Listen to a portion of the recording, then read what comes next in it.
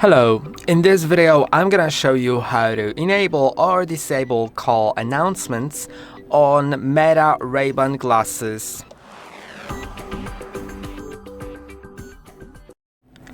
To enable or disable the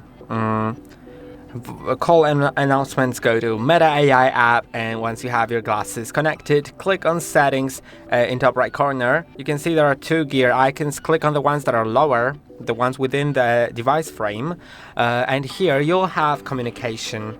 You can enable or disable call announcements, and now once that's enabled and once you put your glasses on, when I receive a call, I'll hear an announcement about that.